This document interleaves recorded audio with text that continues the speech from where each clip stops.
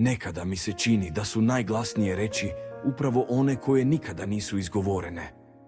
Možda smo svi, barem jednom, stajali na ivici nečije tišine i pokušavali da čujemo potvrdu. Tražili smo da nas neko voli na sav glas. A da li smo ikada zaista bili dovoljno tihi da čujemo ljubav, kad šapuće, kad postoji samo u pokretu ruke ili u nežnosti pogleda? Koliko puta smo žudeli za onim volim te, koje će proći kroz zidove, nebo, ceo grad, a zaboravili da je pravo volim te često skriveno u malim stvarima, u jutarnjoj kafi na stolu, u rečenici javi se kad stigneš, u tišini koja nije prazna nego puna brige. Ova priča nije o raskidima, ni o velikim rečima. Ovo je priča o svemu onome što prečutimo dok čekamo znak. A znak je već tu, živ, stvaran, samo ga nismo umeli prepoznati. Ovo je priča o njoj, o meni, o svakome ko je nekada voleo u tišini ili bio voljen, a nije to prepoznao. O nama koji smo mislili da je ljubav nevidljiva, a ona je bila baš pred našim očima sve vreme. Ako si se nekad pronašao u ovim rečima, ostani ovde, pretplati se na bezglasne misli. Ovde govorimo o svemu što nam je ostalo u grudima, neizrečeno, ali snažno. Odrastamo u svetu gde se ljubav meri brojem reči, količinom poruka, glasnoćom sa kojom neko izgovori tvoje ime. Kao da vrednost osjećanja zavisi od toga koliko puta će neko reći volim te pred drugima, koliko puta ćeš to moći da pokažeš na društvenim mrežama, koliko puta ćeš obeležiti godišnjice, iznenaditi cvetom ili pesmom. Od malih nogu gledamo filmove gde su poljupci kišni, izjave ljubavi epske, a osjećanja spektakl za publiku. U takvom svetu lako je poverovati da prava ljubav mora biti velika, mora da se vidi i čuje, da se broji u poklonima i dramama koje svi pamte. I ja sam verovao u to. Sanjao sam ljubav koja će me obeležiti pred celim svetom, da budem nečija pesma, slika na nečijem zidu, priča koja se prepričava prijateljima. A dok sam čekao vatromet, nisam video da ljubav često dolazi tiho. Ona stane kraj tebe i čuti kad nemaš snage za reći. Pusti te da budeš slab, da ne moraš da se praviš jak. Nije se nadmetala za pažnju, nije tražila potvrdu od drugih. Samo je bila tu, bez potrebe da postane naslovna priča. Zamislio sam da prava osjećanja moraju da budu dokazana pred svetom. Tek kasnije sam shvatio da najdublje emocije često nikada ne stignu do scene. One ostaju iza kulisa, skriveno, u svemu što nikada nije postalo post na mreži ili stih u pesmi. Koliko nas je izgubilo nekog čekajući vatromet, a nismo prepoznali svetlucanje u nečijim očima.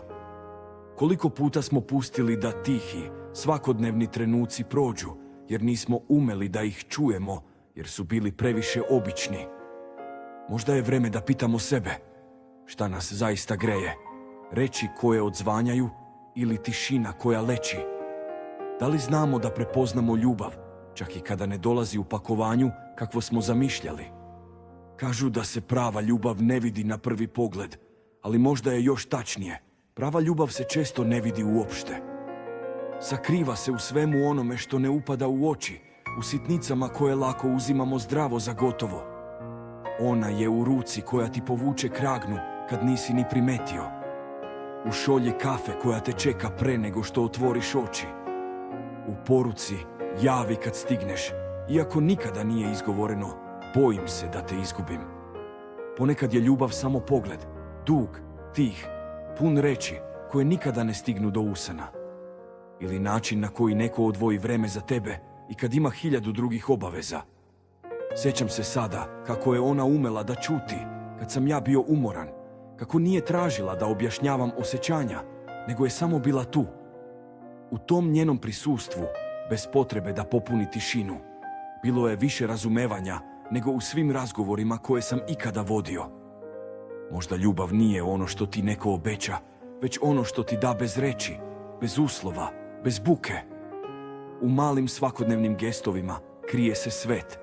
I to je svet koji često previdimo, jer smo zaokupljeni traženjem nečeg većeg, glasnijeg, Zamisli, koliko puta si bio voljen, a da to nisi prepoznao.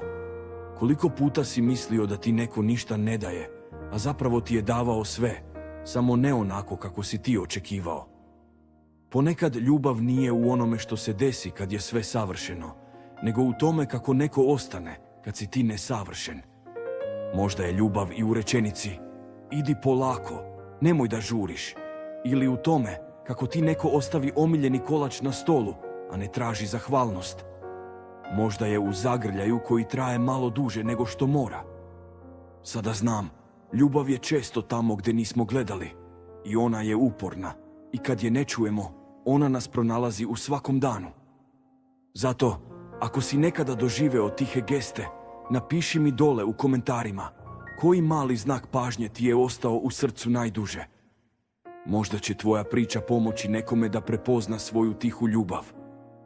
Dugo sam živeo uveren da ću prepoznati ljubav čim mi se pojavi pred očima, da ću je čuti čim je neko izgovori jasno, nedvosmisleno. Bio sam toliko siguran da sam spreman, ali istina je, bio sam slep za tišinu. U tom svakodnevnom trčanju za nečim posebnim nisam znao da su najvažnije stvari već tu. Nije bilo dovoljno volim te napisanih ili rečenih, makar ih je ona šaputala pogledom. Ja sam stalno čekao sljedeći dokaz, sljedeću potvrdu.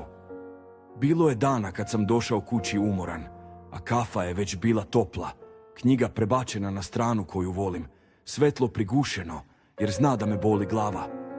Nisam ni zahvalio. Bio sam zauzet svojim brigama, svojim mislima, svojim svetom. Bilo je jutara kad sam išao previše rano, a ona me samo pogledala i rekla idi polako. Nisam razumeo tada da je svaka njena briga bila ljubav koja ne traži ništa za uzvrat. Sjećam se i noći kad sam želeo da pričam, a ona je samo čutala i bila uz mene. Zamerio sam joj što nije znala da me uteši rečima, a sada znam, njeno čutanje bilo je zagrljaj bez ruku, prihvatanje bez pitanja. Koliko puta sam, umjesto zahvalnosti, birao čutanje? Koliko puta sam mislio da je njeno povlačenje znak da joj nije stalo, a zapravo je to bio jedini način da zaštiti svoju ranjivost. Možda je to najveća ironija. Bio sam siguran da sam emotivan, da umem da osjećam, da prepoznajem ljude koji me vole. Ali istina je da sam bio zaokupljen sopstvenim očekivanjima, scenarijima iz filmova, iluzijama o tome kako ljubav treba da izgleda. Bio sam slep, ne zato što mi nije stalo, već zato što sam bio zauzet gledanjem ka horizontu, a ljubav je bila tik ispred mene, tiha, nenametljiva, svakodnevna. I sada, kad mislim na sve te male trenutke, shvatam koliko su mi nedostajali. Nedostaju mi i njene rečenice koje nisu bile pesme, njeni dodiri koji nisu bili strastveni, već topli, obični, ljudski. Nedostaje mi tišina pored nje, tišina koja je zapravo bila puna. Ponekad mi se čini da je potrebno izgubiti da bismo naučili da gledamo. Da moramo jednom ostati sami sa sobom i svojim promašajima, da bismo znali koliko nam je malo bilo potrebno da budemo srećni. Danas bih joj zahvalio za svaku sitnicu, za svako strpljenje, za svaki pogled. Danas bih, umjesto traženja reči, naučio da slušam tišinu, da čitam ono što se ne govori. Ako si nekada poželeo da te neko voli drugačije, glasnije, a onda kasnije shvatio koliko ti je već davao, lajkuj ovaj video. Možda tvoj lajk bude znak nekoj tihoj ljubavi da je primećena. Kažu da se tišina može podneti samo dok nosi smisao, dok je puna čekanja, dok je nada još živa. Ali postoji granica, trenutak kada tišina više nije prostor za ljubav, već zid koji postaje sve deblji, sve hladniji. Ona je dugo umela da čuti, ne zato što nije imala šta da kaže, već zato što je verovala da ću jednog dana naučiti da slušam. U njenim pogledima, u gestovima, u blagim osmesima, krila se čitava rečenica koju nikada nisam pročitao. I tako, malo po malo, tišina je počela da menja oblik. Nije više bila znak poverenja, nego znak umora. Njene ruke su bile manje prisutne, kafa je retko bila spremljena, a poruke su postale kraće, svedene na neophodno. U početku nisam primećivao, mislio sam da je zauzeta, da ima svojih briga. Ali zapravo, tišina koju sam nekada smatrao sigurnošću, postala je njena posljednja linija odbrane. Svaki pokušaj da mi kaže koliko je boli što je ne vidim, završio se u tišini.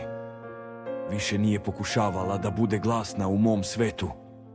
Polako se povlačila, čuvajući sebe od razočaranja koje ne prestaje.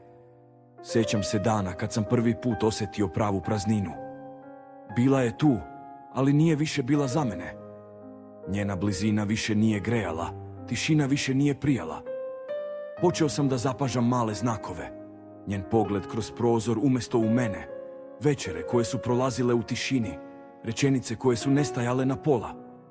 Čak i sitni rituali koji su nekada bili puni ljubavi, sada su bili mehanički, samo još jedan deo dana. Tada sam shvatio, ljubav ne nestaje iznenada, ona se ugasi tiho, dok mi još verujemo da sve može biti kao pre. Da će biti dovoljno samo malo više truda, još jedan razgovor, ali istina je, nekada su reči već odavno prestale da stignu do drugog srca. Ako si nekada osjetio da tišina među vama postaje teža od svih reči koje niste izgovorili, znaj da nisi sam. Piši mi dole, kako si prepoznao da ljubav prestaje da govori, a počinje da ćuti. Možda će tvoja priča pomoći nekome da shvati na vreme. Nije otišla uz zvuke lomljenja, nije bilo vike, nije bilo ni suza na rastanku. Samo tišina. Onaj trenutak kad shvatiš da je kraj došao, a ti ga nisi ni primetio. Jednog jutra njen kaput je nestao sa čiviluka, kafa nije bila skuvana, ni poruka javi kad stigneš nije stigla. Nije bilo oproštajnih govora, ni posljednjih pokušaja da popravimo nešto što je već bilo potrošeno. Samo odsustvo. I to odsustvo je bilo glasnije od bilo kakve reči. Shvatio sam da ljubav ne umire uz eksploziju, već nestaje tiho, u svakodnevnim detaljima koji prestaju da postoje. Mnogo ljubavi ode tako, u tišini, bez objašnjenja. I tek tada, kad ostaneš sam sa svojim mislima, shvatiš šta je zapravo bilo važno, šta si sve prečutao, šta nisi umeo da čuješ dok je još bilo vreme. Možda je i tvoja priča slična. Ako jeste, napiši dole. Kada si shvatio da je nešto gotovo, a nisi ni čuo kraj.